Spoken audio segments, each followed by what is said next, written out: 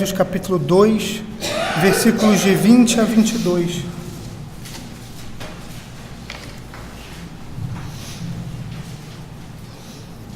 Efésios 2, 20 a 22.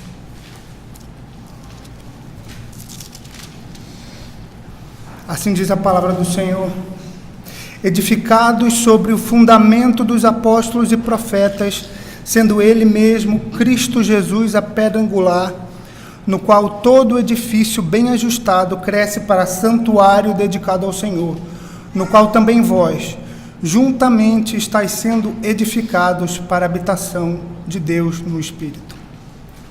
Bom, meus irmãos, eu gostaria de começar essa aula de escola dominical fazendo a seguinte pergunta para os irmãos: por que somos presbiterianos? Por que frequentamos a Igreja Presbiteriana do Brasil? Hoje o meu assunto vai ser a respeito do governo eclesiástico. Eu queria trazer aos irmãos meditações a respeito, baseadas nas Escrituras, a respeito desse assunto. Eu queria de fato que vocês respondessem a vocês mesmos por que vocês estão aqui hoje, por que vocês frequentam a instituição presbiteriana. Alguns talvez respondam porque a palavra é pregada fielmente, outros talvez digam porque os sacramentos são fielmente administrados. No caso dos mais jovens, porque meu pai me obriga a ver essa igreja, eu gostaria de ir a uma igreja batista próxima à minha casa, não posso. Mas o que nós vamos ver hoje, meus irmãos, é que há argumentos bíblicos, por mais que todos esses sejam argumentos bíblicos, para estarmos frequentando a igreja presbiteriana, e é isso que veremos a partir de agora. Mas antes de entrarmos no estudo em si, eu gostaria de falar um pouco a respeito da suficiência das Escrituras. Por quê? Porque muitas vezes nós, como cristãos, ignoramos esse assunto a respeito de governabilidade dentro da igreja. É um assunto ignorado por muitos irmãos e a gente precisa entender que, se é um assunto que está exposto nas Escrituras, ele deve ser encarado como vindo do Senhor Deus e deve ser dada a importância correta. Então, meus irmãos, eu queria pedir aos irmãos que os irmãos abrissem 2 Timóteo 3,16, ainda de maneira introdutória. 2 Timóteo 3,16.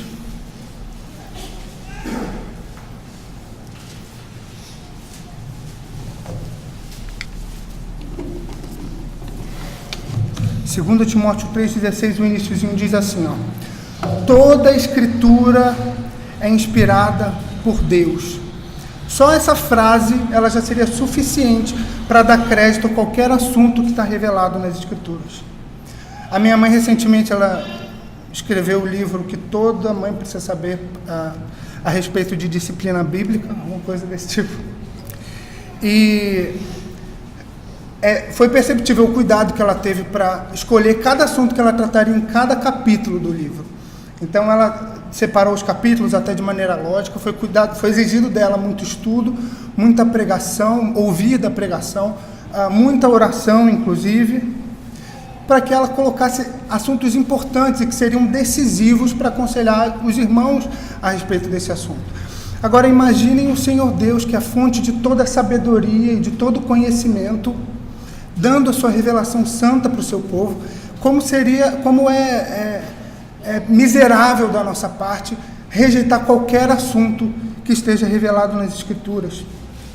Vamos abrir mais uma vez as Escrituras agora em 2 Pedro 19, de 20 a 21. 2 Pedro 19, 2 Pedro 1, 19, de 20 a 21. 2 Pedro 19, de 20 a 21, diz o seguinte: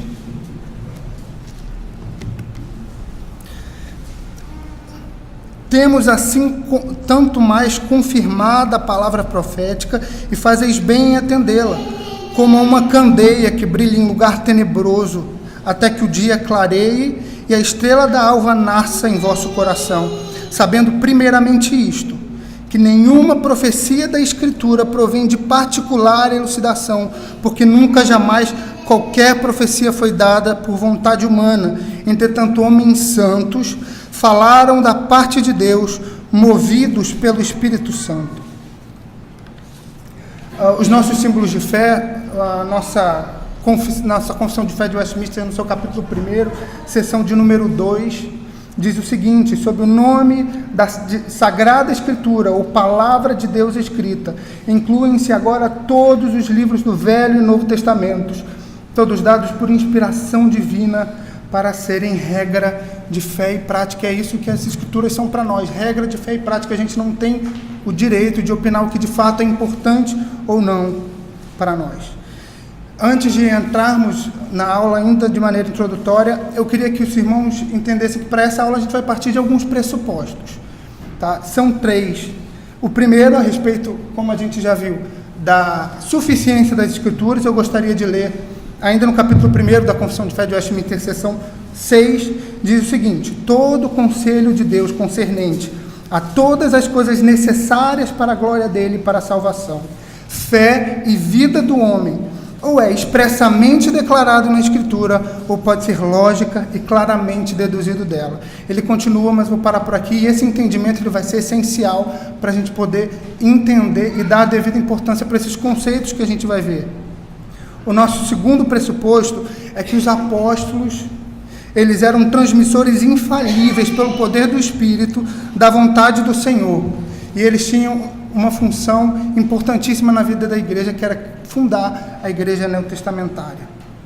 E o terceiro pressuposto pelo qual a gente vai partir é que é necessário reconhecer que o plano de governo exposto nas Escrituras, por ser estabelecido pelos apóstolos sob inspiração do Espírito, deve ser colocado acima de qualquer invenção humana.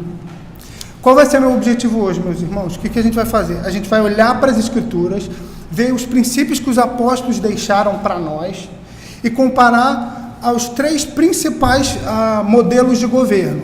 Então, os 3 principais são esses: o episcopal, que é a forma de governo administrada por arcebispos, bispos, deões. Como exemplo, a gente tem a igreja anglicana e a igreja católica. A gente tem a igreja congregacional, a forma de governo regida por é a igreja independente de qualquer jurisdição externa. Cada congregação tem em seus oficiais e membros todos os elementos necessários para o exercício do governo. E a gente vai ver também o modelo presbiteriano, forma de governo regido por presbíteros docentes e regentes, reunidos em conselho, presbitério ou Assembleia Geral, no caso aqui no país, Supremo Conselho.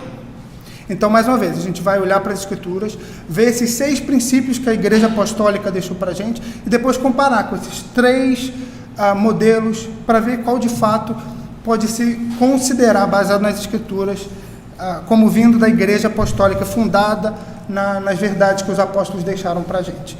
Por isso eu gostaria de começar a ver nas Escrituras o nosso primeiro princípio, que diz a respeito da eleição popular, ou seja, o povo escolhendo os seus líderes.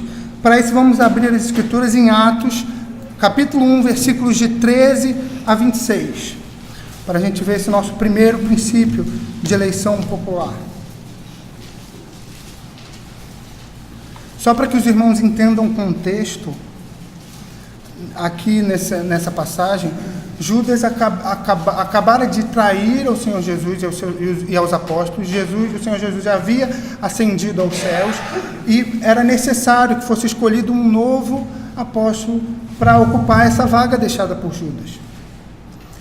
E aí eu vou ler, na verdade, a partir do versículo 21 do capítulo 1 de Atos, que diz o seguinte: Atos 1, a partir do versículo 21. É necessário, pois, que dos homens que nos acompanharam todo o tempo que o Senhor Jesus andou entre nós, começando no batismo de João, até o dia em que dentre nós foi levado às alturas, um destes se torne testemunha conosco da sua ressurreição. Então aqui ele está dando as características para o apóstolo. Então o apóstolo, inclusive, esse motivo, porque não temos apóstolos hoje, porque ele precisava ter visto a ressurreição do Senhor Jesus. Versículo 23. E então propuseram 2, José, chamado Barsabás, cognominado Justo, e Matias, e orando disseram: Tu, Senhor, que conheces o coração de todos, revela-nos qual destes destes dois tens escolhido para preencher a vaga neste ministério e apostolado, do qual Judas se transviou, indo para seu próprio lugar. E lançaram sortes, vindo a sorte recair sobre Matias, sendo-lhe então votado lugar com os 11 apóstolos. Ainda em Atos, vamos abrir Atos 14, versículo 23. O interessante nesse texto de Atos é que a palavra no original usada para o ofício de Matias era a palavra designada para presbítero, presbiterato, e a gente vê que aqui ele está sendo designado para o papel de apóstolo. Então isso é extremamente significativo, inclusive para a gente hoje. Atos 14, 26 diz o seguinte: e promovendo-lhes em cada igreja a eleição de presbíteros, depois de orar com jejuns, e os encomendaram ao Senhor, em quem haviam crido. A ideia aí no versículo 23, também no original, a eleição de presbíteros, tem a ideia no original do grego de eleger pelo levantar das mãos. Então, a gente deduz que na igreja apostólica, os presbíteros, eles eram escolhidos pelo povo, e o povo votava através do levantar das mãos. Ainda para reforçar essa ideia, meus irmãos, Atos 6, versículos de 1 a 6. Mais uma vez, para explicar o contexto dessa passagem, as viúvas e os pobres estavam sendo negligenciados devido a muitas obrigações dos apóstolos. Então, o que os apóstolos fizeram? Eles criaram um novo ofício na igreja para que os apóstolos, os presbíteros, pudessem se dedicar ao pastoreio do povo de Deus. Atos capítulo 6, versículos de 1 a 6. Eu vou ler a partir do versículo 1. Ora, naqueles dias, multiplicando-se o número dos discípulos, houve murmuração dos helenitas contra os hebreus, porque as viúvas deles estavam sendo esquecidas na distribuição diária. Então os 12 convocaram a comunidade dos discípulos e disseram: não é razoável que nós abandonemos a palavra de Deus para servir às mesas. Mas, irmãos, escolhei dentre vós 7 homens de boa reputação, cheios do espírito e de sabedoria, aos quais encarregaremos deste serviço. E quanto a nós, nos consagraremos à oração e ao ministério da palavra. O parecer agradou a toda a comunidade e elegeram Estevão, um homem cheio de fé e do Espírito Santo, Filipe, Prócoro, Nicanor, Timão, Pármenas e Nicolau, prosélito de Antioquia. Apresentaram-nos perante os apóstolos e estes, orando, lhes impuseram as mãos. Então, o que a gente viu até agora, em Atos 1, a igreja nomeando um apóstolo. Em Atos 14, presbíteros sendo escolhidos pelo povo. Em Atos 6, diáconos sendo escolhidos. A nossa conclusão é clara, meus irmãos, que na igreja apostólica, os oficiais eram escolhidos pelo povo, e é assim que acontece aqui, por exemplo, na nossa igreja. Vamos então para o segundo princípio, que é o seguinte: presbítero e bispo são 2 nomes para o mesmo ofício. Parece não ser um conceito tão importante, mas ainda mais nos nossos dias, onde temos igrejas com bispos e tudo mais, é importante a gente entender que de fato presbítero e bispo significam a mesma coisa, e qual de fato é a função do bispo. Vamos abrir as escrituras em Tito, capítulo 1, versículos de 5 a 7.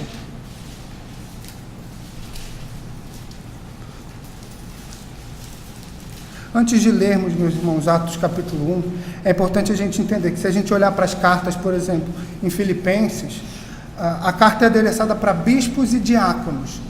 Ou seja, aqui ele não cita os presbíteros.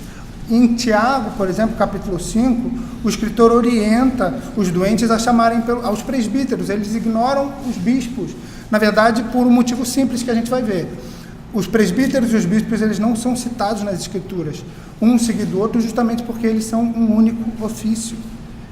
São 2 nomes para o mesmo líder, para o mesmo oficial da igreja. Atos 1, de 5 a 7, diz assim: por esta causa te deixei em Creta, o apóstolo Paulo falando a Tito, para que pusesses em ordem as coisas restantes, bem como em cada cidade constituísses presbíteros, conforme te prescrevi.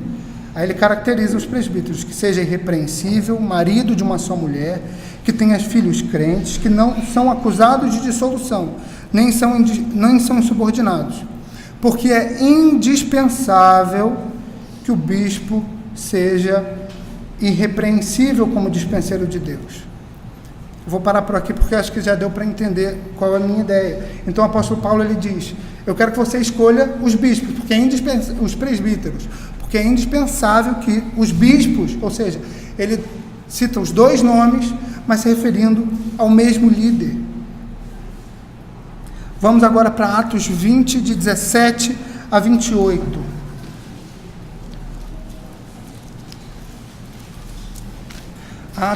Atos capítulo 20, versículos de 17 a 28.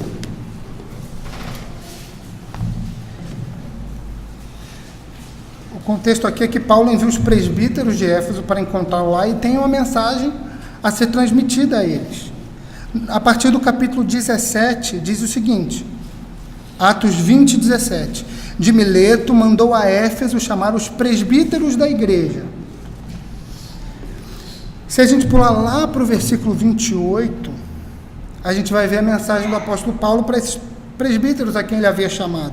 Lá no versículo 28 diz: atendei por vós e por todo o rebanho sobre o qual o Espírito Santo vos constituiu bispos para pastoreardes a igreja de Deus, a qual ele comprou com seu próprio sangue. Mais uma vez aqui, dois nomes sendo atribuídos ao mesmo ofício na igreja. Isso nos faz chegar a uma conclusão óbvia, acho que esses textos são suficientes, de que na igreja de Cristo, na igreja apostólica, bispo e presbítero eram a mesma coisa. Eu vou fazer um comentário de um historiador, a respeito dessa diferença, ele fala o seguinte: o nome presbítero se refere à idade, ou mais ainda à seriedade e sabedoria deles. O título bispo denotava a supervisão deles quanto à fé e a forma como viviam os cristãos que estavam sob seu cuidado pastoral. Agora a gente vai para o nosso terceiro princípio, que é a pluralidade de presbíteros. A gente vai perceber que na igreja apostólica, a igreja de Cristo, os apóstolos, por ordem, por inspiração do Espírito Santo, eles em cada igreja designavam presbíteros, sempre mais de um.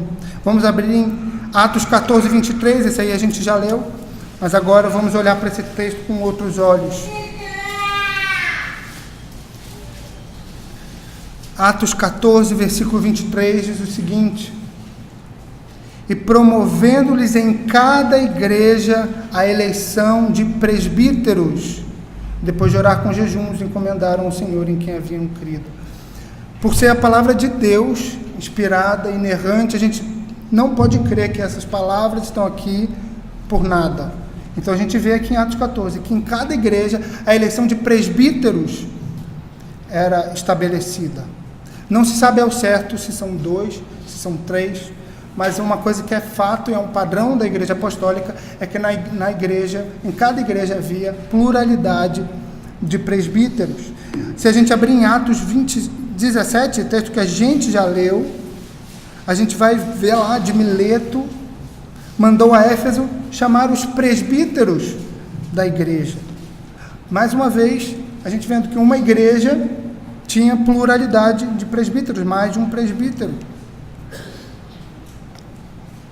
Lá em Filipenses, capítulo 1, versículo 1, no iniciozinho da carta, diz o seguinte,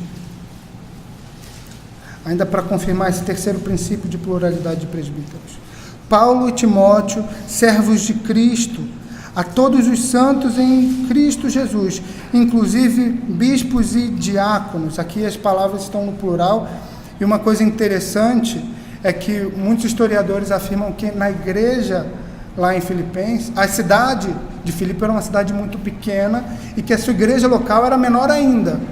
E a gente vê aqui o apóstolo Paulo adereçando sua carta também aos bispos e diáconos da igreja, mostrando que, independentemente do tamanho da igreja, tinha sim bispos na igreja apostólica. Então, mais uma vez, para fechar esse terceiro princípio, a conclusão é clara, que nos dias dos apóstolos havia em cada igreja a pluralidade de presbíteros. Vamos então para o quarto princípio. O quarto princípio é o seguinte: a ordenação é ato do presbitério.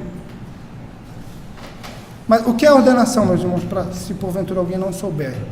Ordenação é a designação solene de um homem para o ofício eclesiástico pela imposição de mãos. Então, quando um oficial, quando é atribuído a ele o ofício na Igreja de Cristo, o que a gente vai ver é que o presbitério, o conjunto de líderes e presbíteros na igreja, pela imposição de mãos, eles oficializam, eles investem o homem daquela autoridade de oficial.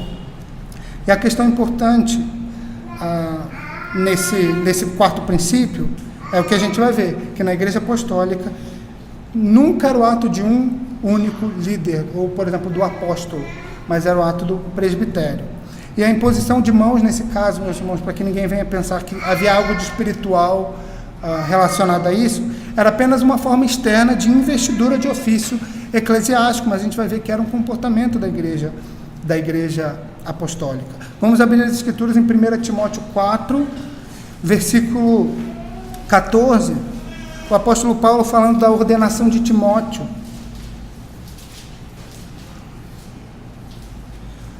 Ele diz o seguinte em 1 Timóteo 4,14: não te faças negligente para com o dom que há em ti, o qual te foi concedido mediante profecia, com a imposição de mãos do presbitério. Então o Senhor Deus é quem chama o homem para o ofício, ele deseja esse ofício, isso é manifestado através da igreja, através do convívio do líder na igreja, e o presbitério, o ajuntamento de líderes e presbíteros na igreja, através da imposição de mãos, eles atribuem esse ofício ao líder. E essas palavras, meus irmãos, do apóstolo Paulo a Timóteo são decisivas para apontar em quem residia a autoridade de ordenar, no caso aqui, o presbitério. Vamos abrir agora em Atos 13, capítulos de 1 a 3. Esse texto a gente também já leu a respeito da ordenação dos diáconos. Atos 13, os 3 primeiros versículos. Diz o seguinte: havia na igreja de Antioquia profetas e mestres: Barnabé, Simeão, por sobrenome Níger, Lúcio de Cirene, Manaém, Colasso de Herodes, o tetrarca, e Saulo. E servindo eles ao Senhor e jejuando, disse o Espírito Santo: separai-me agora Barnabé. Na verdade, esse texto não fala me enganei, não é da ordenação de diáconos. Saulo e Barnabé para a obra a que os tenho chamado. Então, jejuando e orando e impondo sobre eles as mãos, os despediram. A gente vê no capítulo 1, mais uma vez, os mestres, os presbíteros da igreja reunidos, e no final eles atribuindo a Barnabé e Saulo um ofício na igreja apostólica. Então aqui, meus irmãos, mais uma vez, através desses textos, está claro que o ato de ordenar é atribuído ao presbitério, a um grupo de líderes. Para finalizar esse princípio da igreja apostólica, vamos abrir em Atos 6, versículos 5 e 6. Agora sim, o texto a respeito da ordenação dos diáconos.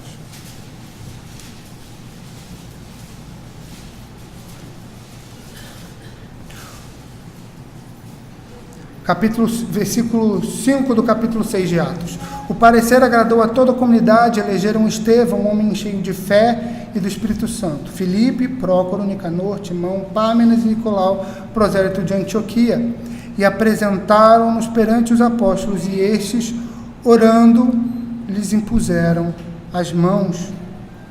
Certo comentarista, um dos principais, Thomas Whitlow, que eu usei para fazer esse estudo, ele diz o seguinte: esse texto de Atos, ele é bastante elucidativo à medida que prova que sempre que possível e conveniente, os apóstolos preferiam que o ato da ordenação fosse praticado por uma pluralidade de oficiais. Ninguém fazia isto sozinho quando todos estivessem juntos. O que ele está dizendo aqui, meus irmãos, é que os apóstolos, o apóstolo Paulo, ele tinha autoridade para designar um líder por si só. A gente vê, por exemplo, nas cartas dele, ele fazendo aplicações seríssimas a respeito da lei moral, uma coisa muito mais importante no sentido de essencial à salvação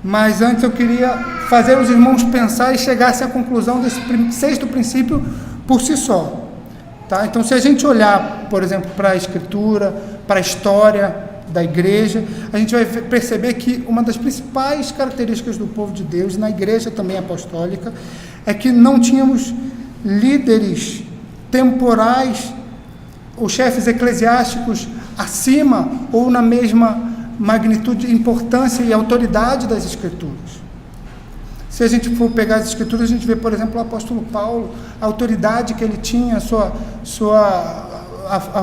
o quão fundamental ele foi para o estabelecimento da igreja neotestamentária, mas ele mesmo, lá em Gálatas 1, versículo 1, diz assim: Paulo, apóstolo, não da parte de homens, nem por intermédio de homem algum, mas por Cristo Jesus e por Deus, que o ressuscitou dentre os mortos. Ele reconhece que, apesar de toda a autoridade que ele tinha, e poder, a gente vê, por exemplo, muitos líderes na igreja neotestamentária fazendo milagres e atos miraculosos, eles reconheciam que isso não vinha deles, e muito pelo contrário, eles reconheciam que essa autoridade vinha do Senhor.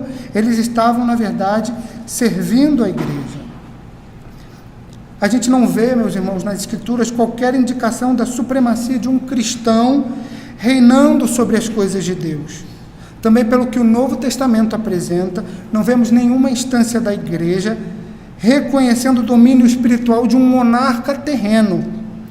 Mas o padrão das Escrituras é como a gente vê o Senhor Jesus Cristo lá em Marcos 12, dizendo: dai a César o que é de César e a Deus o que é de Deus. Vou citar mais uma vez Thomas Whitlow. Ele disse: em questões civis, a submissão era para com os governantes, mas em questões religiosas, aos líderes da igreja. O mesmo com respeito ao próprio apóstolo Paulo. Se submetia às leis civis, mas nem César em seu trono o faria ceder em questões espirituais. A gente vê, meus irmãos, e não é tão necessário assim encher os irmãos de textos das Escrituras, por mais que eles sejam edificantes, a gente vê que nenhum poder supremo foi conferido a qualquer oficial da igreja, apesar dos seus dons. Para começar a ficar claro, meus irmãos, qual é esse sexto princípio, eu vou pedir para que os irmãos abram em 1 Coríntios 1:24, na verdade ainda confirmando o papel dos apóstolos, que tinham tanta autoridade e poder dado pelo Espírito.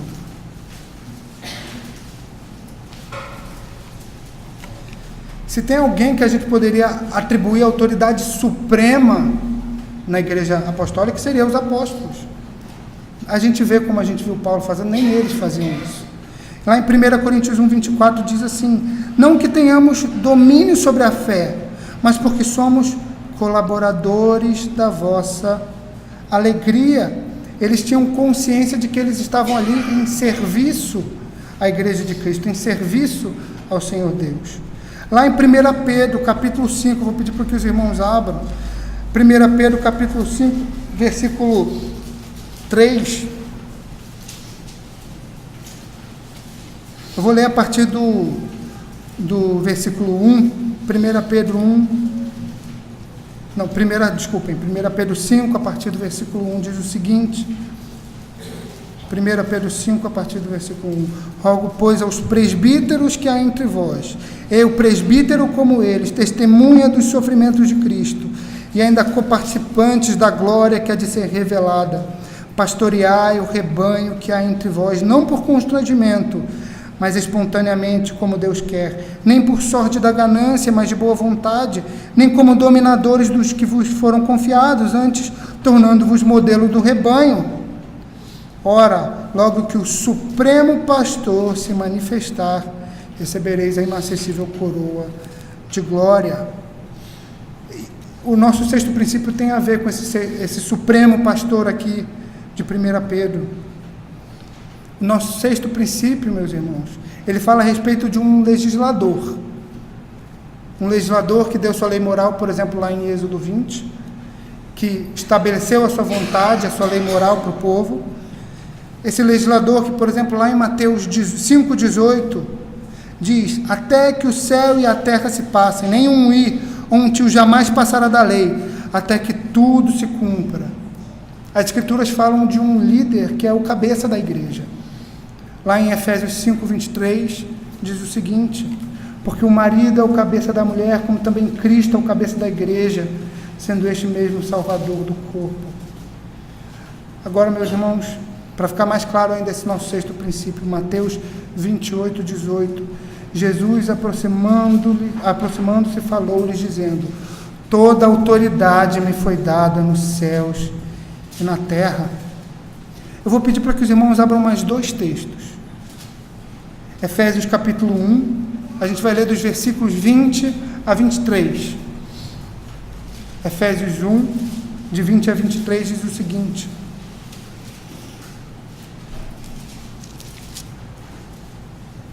o qual exerceu ele em Cristo, ressuscitando dentre os mortos e fazendo-o sentar à sua direita em lugares celestiais, acima de todo principado e potestade e poder e domínio, de todo nome que se possa referir, não só no presente século, mas também no vindouro. E pôs todas as coisas debaixo dos seus pés. E para ser o cabeça sobre todas as coisas, o deu à igreja, o qual é o seu corpo, a plenitude daquele que a tudo enche em todas as coisas. Para finalizar esse princípio, antes de mostrar ele aqui, Colossenses capítulo 1, versículos de 15 a 20.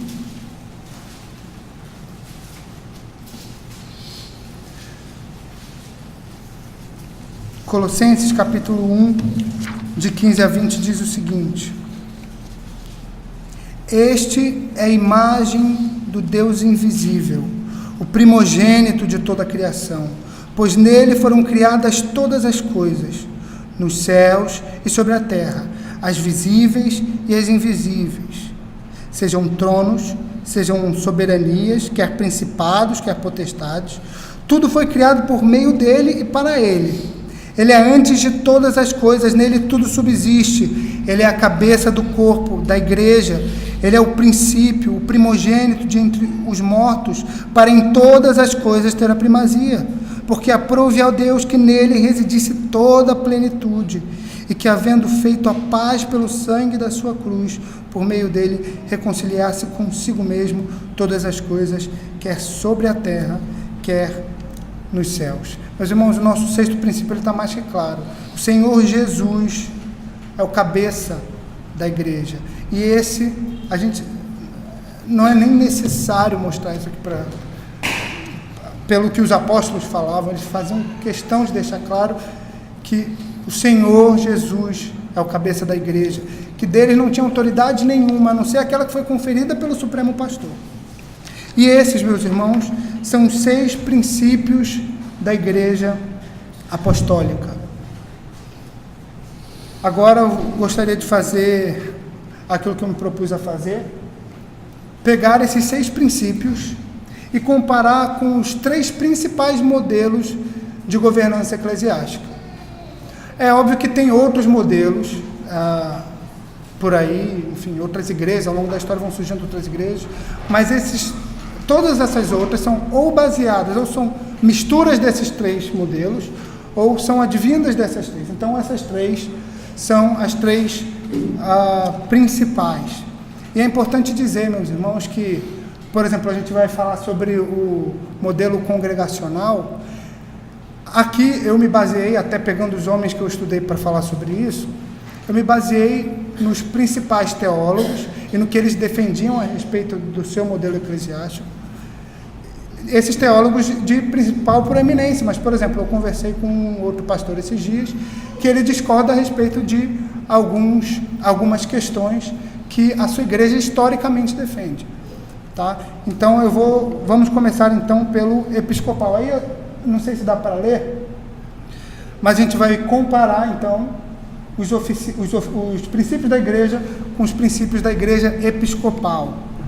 Só para que vocês saibam, meus irmãos, o sistema da igreja episcopal é um governo administrado por arcebispos, bispos e padres, deões, diáconos, dentre outros.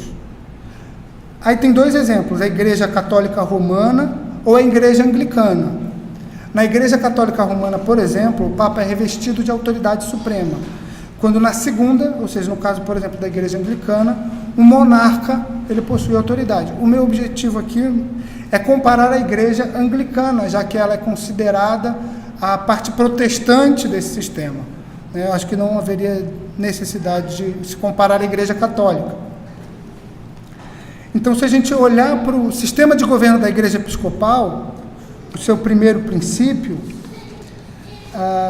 é que os bispos e arcebispos, eles são escolhidos pela coroa. Então, o monarca, ele escolhe quem serão os líderes eclesiásticos da igreja, diferente do comportamento da igreja apostólica. No segundo caso, no segundo princípio da igreja apostólica, em que bispo e presbítero são a mesma coisa, na verdade, na igreja apostólica, na igreja episcopal, o que a gente vê é que os títulos comparáveis a bispo e presbítero da igreja episcopal são duas funções completamente distintas. Eu li um especialista a respeito disso, ele diz o seguinte: o reitor, que seria o presbítero docente, ou o pastor no nosso caso, exerce autoridade sobre jurisdição de uma paróquia, mas o bispo governa a diocese, que é composta por várias paróquias. Então, o bispo, ele está acima do presbítero, no caso da igreja episcopal, quebrando o princípio estabelecido pela igreja apostólica. O terceiro princípio da igreja apostólica é pluralidade de presbíteros. Na igreja anglicana, cada congregação está debaixo do cuidado de um reitor, que seria comparado a um bispo, mais uma vez, que não está de acordo com o princípio da igreja apostólica. O quarto princípio, a ordenação é um ato do presbitério. Aqui na igreja episcopal, a ordenação é realizada por um único bispo, e só a sua presença é essencial. Se não tiver o bispo na igreja episcopal, a ordenação não acontece, e é ele o único responsável por ordenar os líderes na igreja episcopal, quebrando mais uma vez o princípio da igreja apostólica. No quinto princípio da igreja apostólica, apelar para a assembleia. Não há poder para apelar na igreja episcopal, senão para tribunais de justiça ou conselho privado da rainha. Isso aí não tem lógica nenhuma, mas tudo bem. O sexto princípio da igreja apostólica, Cristo Jesus como cabeça. No caso da igreja episcopal, o monarca, por ato do parlamento, ele era o cabeça da igreja. Então é natural, por exemplo, que as escrituras sejam descreditadas e seja colocado em primeiro lugar a palavra do monarca, que é o cabeça da igreja, daquela igreja. Agora, no caso da igreja congregacional, esses irmãos são considerados por serem independentes. Algumas igrejas podem ter comportamentos diferentes umas das outras, como eu falei, mas como eu já disse, eu peguei os teólogos proeminentes para mostrar historicamente o que eles creem e o que eles defendem. O primeiro princípio é o ofício escolhido, os oficiais são escolhidos pelo povo, é o que acontece, deixa eu ver se está certinho aqui, acho que está. Os oficiais são escolhidos pelo povo, é o que acontece, isso é uma realidade na igreja congregacional. Ofício de bispo e presbítero é o mesmo, é o que acontece também na igreja, até porque eles não têm, historicamente, eles não fazem essa distinção entre presbítero, docente e regente, é apenas o pastor. Mas é importante dizer que hoje, atualmente, inclusive, tem igrejas batistas, por exemplo, que têm presbíteros, né? Eles seguem esse comportamento e é considerado algo novo, porque esse não é o comportamento da igreja independente.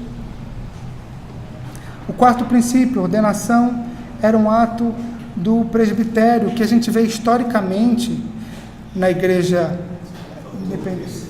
Faltou o terceiro? Ah, tá, para eles, o terceiro, pluralidade de presbíteros, né? Obrigado.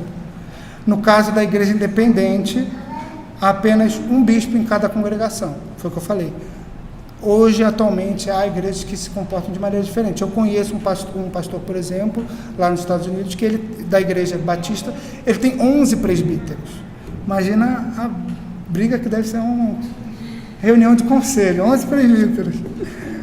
Na igreja independente, historicamente, há um único, mas a gente vê que tem outros Mas, assim, historicamente, não se submete ao padrão estabelecido nas Escrituras. Agora, o quarto, ordenação era um ato do presbitério. Tenho até medo que algum batista assista isso, porque... né? Mas, assim, de novo, o comportamento que se vê geralmente é que a ordenação não é um ato essencial na igreja independente, né? Como exemplo, eu esqueci de dizer, tem os batistas e tem os congregacionais, eles adotam esse modelo, tá? No caso deles, a ordenação não é essencial e para muitos é considerado desnecessário. Isso é até sério.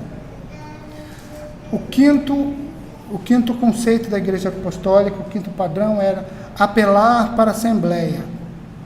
O povo na igreja independente, na igreja congregacional, juntamente com o pastor, dão a palavra final sobre o caso. Então, por exemplo, teve uma discussão teológica na igreja, ministério feminino. O pastor vai convocar uma assembleia e o pastor, juntamente com os membros, vão discutir se isso é bíblico ou não. É assim que acontece. Eu não conheço igrejas batistas que aconteçam diferente, pode ser, mas geralmente é assim, né? E o sexto princípio, Cristo como cabeça da igreja. Isso, graças a Deus, os nossos irmãos, eles reconhecem também. Então está claro aí para vocês, 3 princípios, historicamente eles respeitam. Oi? Quer fazer um comentário? O congregacional está metade da esquerda e metade da direita. Verdade. Verdade. E agora, meus irmãos, vamos olhar a igreja presbiteriana. É importante destacar que a palavra presbiterianismo vem de presbitério, indicando uma característica importante, que é uma das nossas características. Confia ao presbitério o dever de reger a igreja. É regida por presbíteros docentes e presbíteros regentes. O presbítero docente é aquele responsável pela dedicação ao ministério da palavra, administração dos sacramentos. Então, se a gente pode falar alguma coisa, presbítero, vai, fala aí.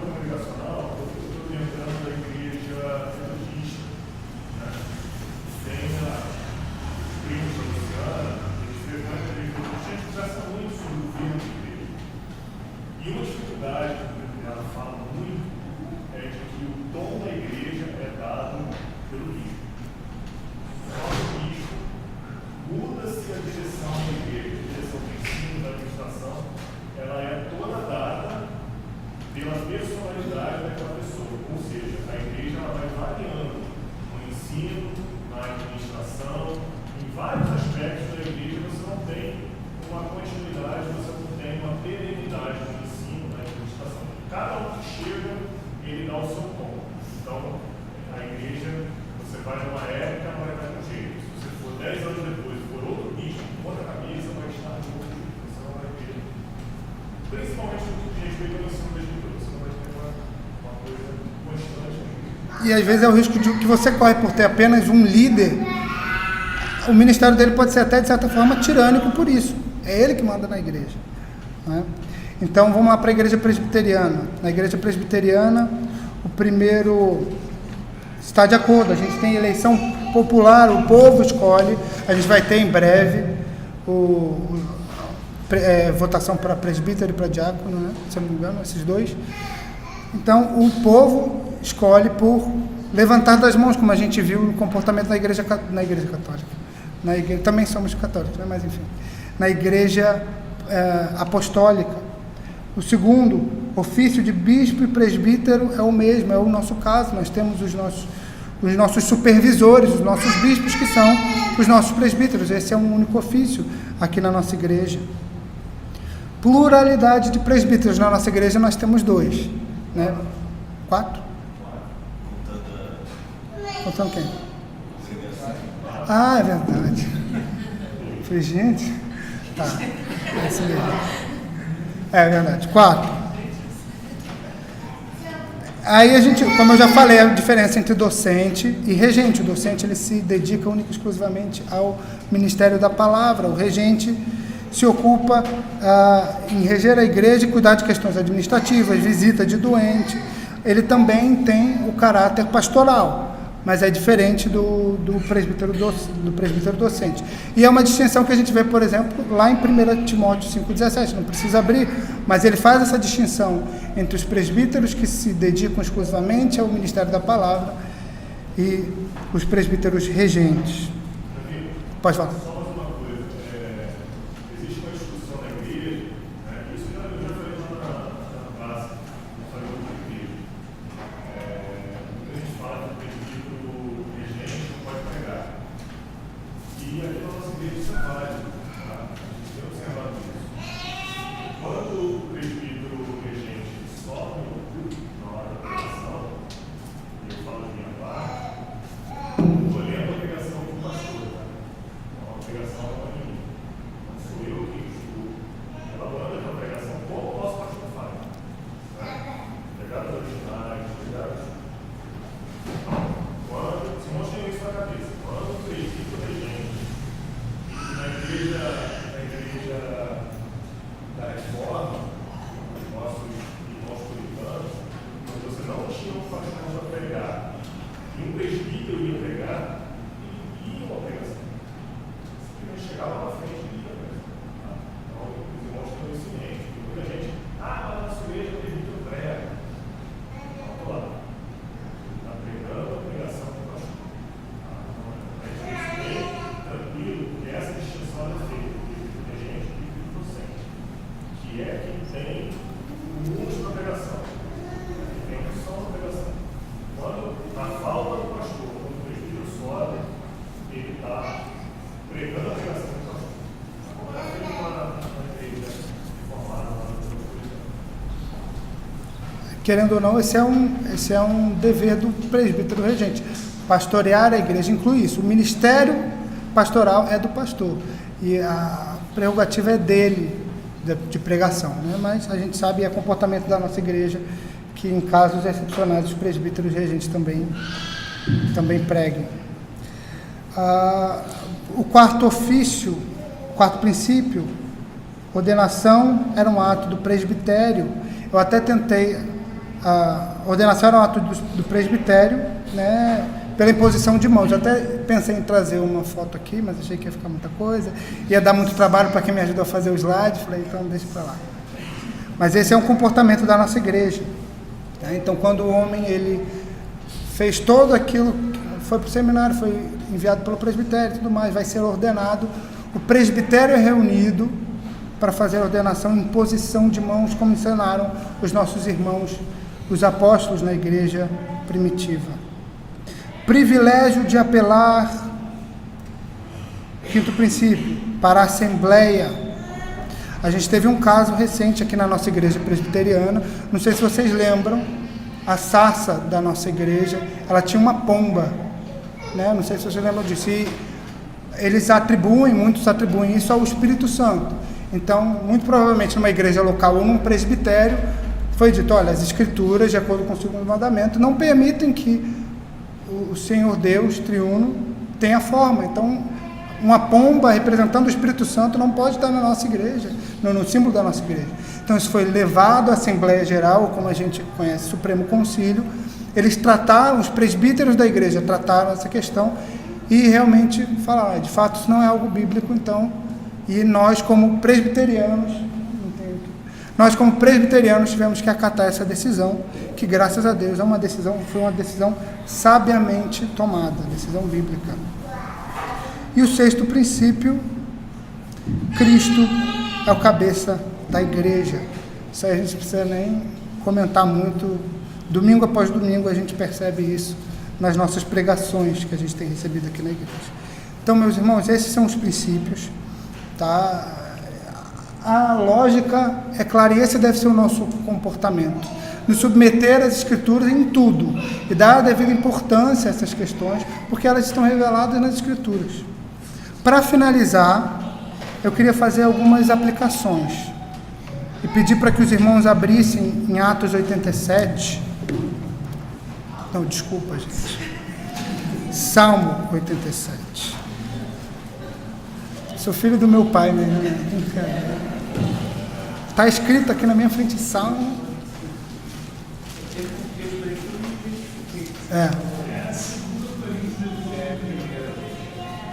É 1 Coríntios 24, né? Fala, Simone. Salmo 87, isso, Salmo 87. Salmo 87, de 6 a 7. Eu queria fazer com que os irmãos refletissem um pouco a respeito da importância da igreja. O Salmo 87, ele fala do povo de Deus. Por mais que aqui esteja se referindo à igreja, a Jerusalém, toda vez que as escrituras elas falam do povo de Deus, a gente precisa entender essa mensagem como sendo para nós também, igreja hoje. E aqui no capítulo 7, no versículo 7 do capítulo 86, diz o seguinte, desculpem, eu vou ler a partir do capítulo 1 e vou pulando, tá? Capítulo 87, versículo de número 1, fundada por ele sobre os montes santos, o Senhor ama as portas de Sião mais do que todas as habitações de Jacó. No versículo de número 6, o Senhor, ao registrar os povos, dirá, este nasceu lá. Versículo 7, todos os cantores, saltando de júbilo, entoarão, todas as minhas fontes são em ti.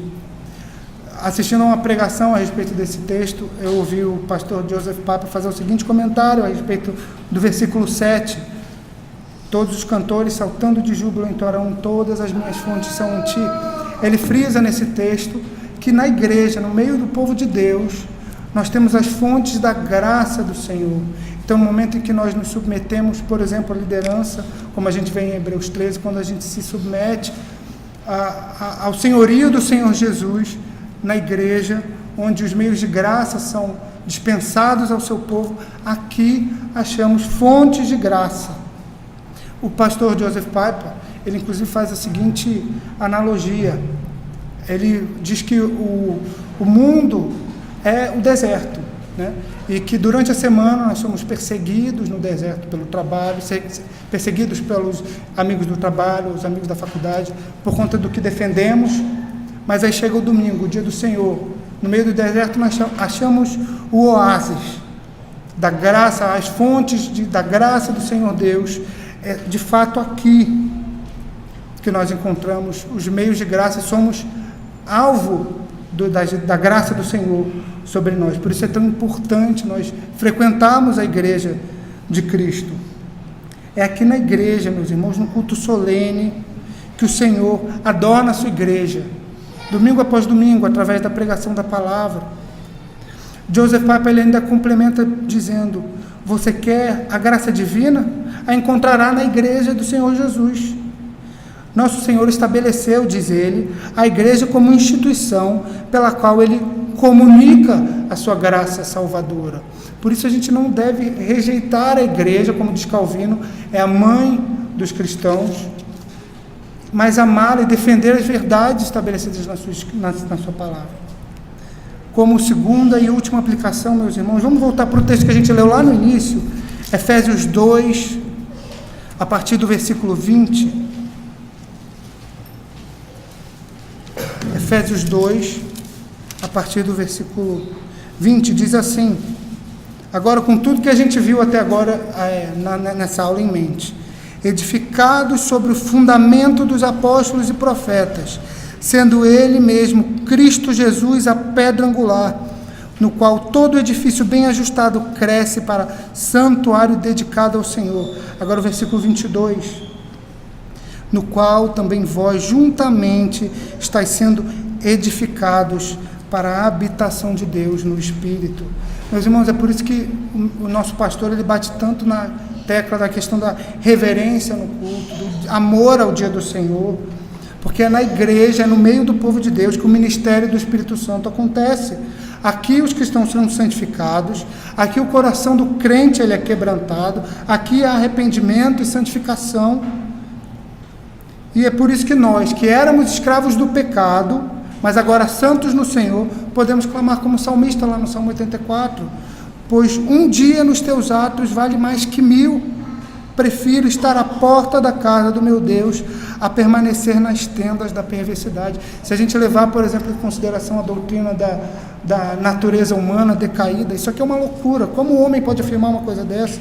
Prefiro estar à porta da casa do meu Deus a permanecer nas tendas da perversidade. O salmista, ele tinha prazer em estar na casa do Senhor, e esse deve ser o nosso desejo. Eu acabo o nosso estudo por aqui. Eu queria cantar com os irmãos o hino 298 do nosso Inário Presbiteriano.